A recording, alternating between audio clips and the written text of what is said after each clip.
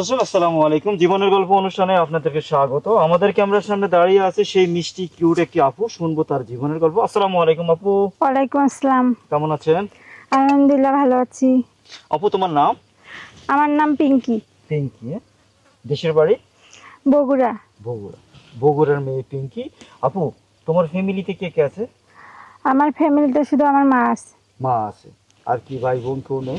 না, বাবা কোথায়? বাবা মারা গেছে, বোনেদের বিয়ে হয়ে গেছে। তাই? আচ্ছা আপু, পড়াশোনা করেছো? জি, কিসে? Honours complete. Honours complete. আচ্ছা আপু, এখন আমাদের ক্যামেরার সামনে কেন আসছো বা কি আসে বিষয় একটু বলো তো।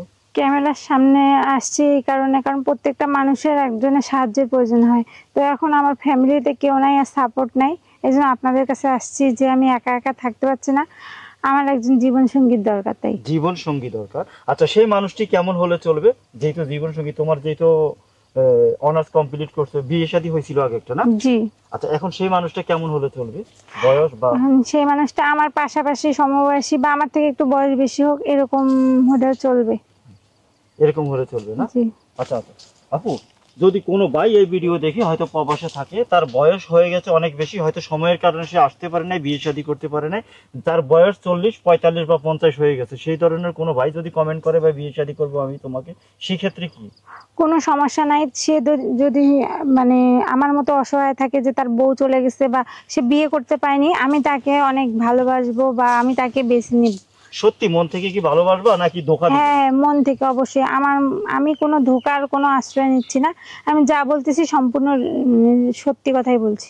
সম্পূর্ণ সত্যি বলছো না? জি। আচ্ছা আপু, এখন তোমার সাথে কিভাবে যোগাযোগ করবে?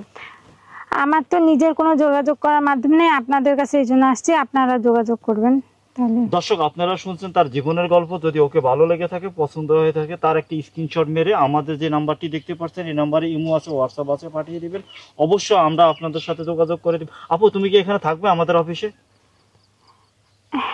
যদি আপনারা থাকার ব্যবস্থা করেন তাহলে থাকবো, আর নাহলে আমার বগুড়া চলে যেতে হবে। আপু দুদিন আমাদের এখানে থাকবে। কোনো ভাই যদি পছন্দ হয় তাহলে তার একটা স্ক্রিনশট মেরে আমাদের নাম্বারে পাঠাবেন, আমরা অবশ্যই যোগাযোগ করে দেব। অযথা কোনো ভাই কল দিবেন না।